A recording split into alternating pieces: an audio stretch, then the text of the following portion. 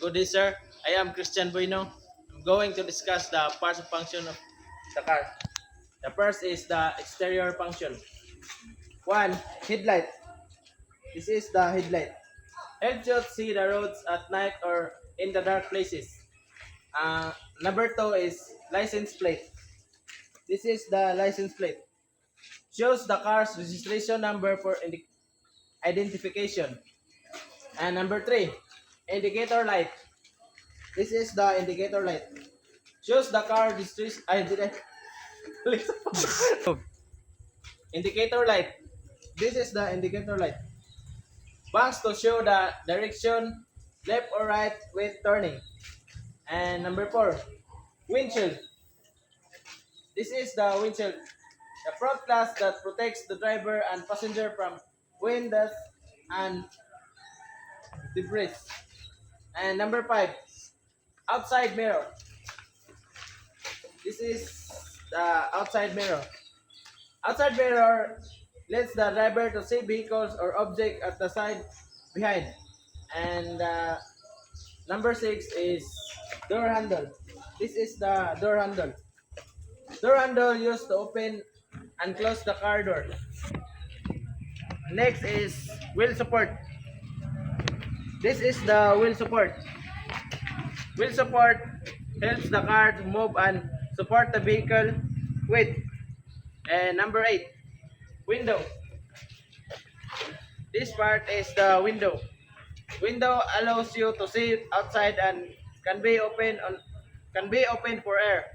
And the last one is the last one is rope.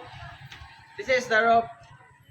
The rope, the top parts of the car that protect passenger from sun and air. And that's all, sir. And the next part is the interior function.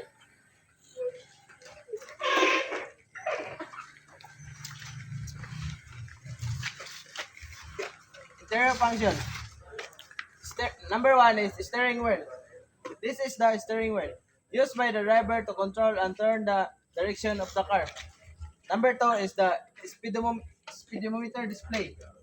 This is the speedometer display. Shows how fast the car is movement.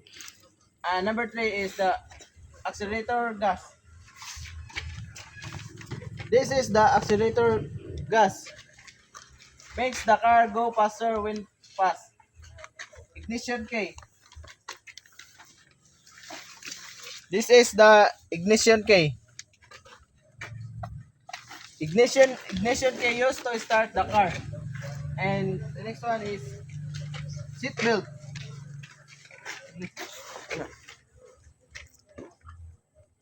This is the seat belt.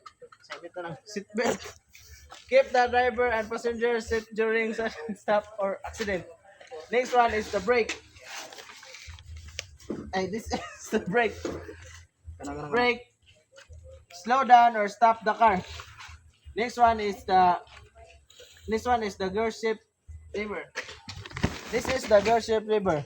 Used to change gear, drive, reverse, neutral. Next one is the handbrake. This is the handbrake. Handbrake keeps the car from moving when parking. And the next one is the rear view mirror. This is the rear view mirror. Rear view mirror lets the driver see the road and vehicle behind the car. And the last one is the horn. This is the horn of the car, used to alert or warn the other drivers or people on the road. And that's all. Thank you, sir.